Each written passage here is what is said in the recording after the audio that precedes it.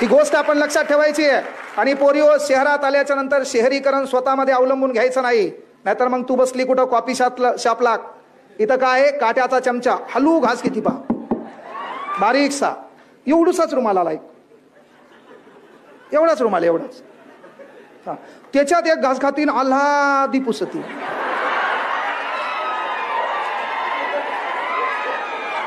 आता तुम्हाला सांगतो, माईच्यानं घरी गावाकडे असल्यावर ही काला करून खाती.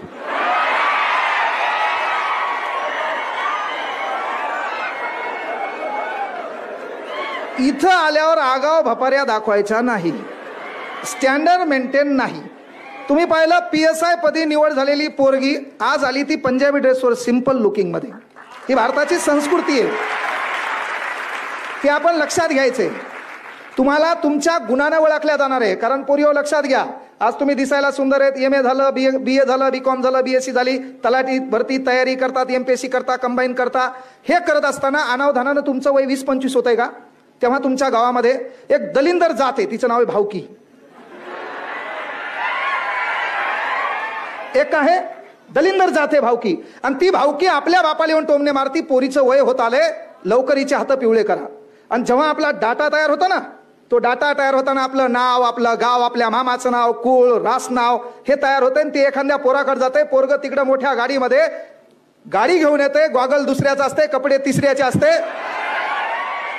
आणि ते पोरग जेव्हा आपल्याला पाहायला येते, पाहायला आल्याच्या नंतर पोरग सांगतंय, संध्याकाळी आम्ही फोन करून सांगतो. आणि जेव्हा त्या पोरानं आपल्याला नाकारतंय का, त्याचं दुःख तुम्हाला कळत नाही, तुमच्या बापाला लय भारी कळते.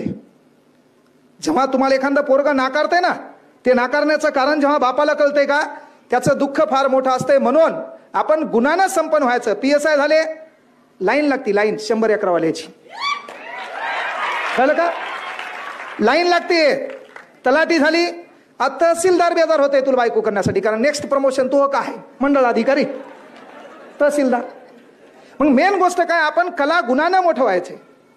आपण काय करायचं, कला गुणानं मोठं व्हायचं. बिनाकामी पैसा, अख्खी देशाची अर्थव्यवस्था ब्युटी पार्लरनं मायनस गेली.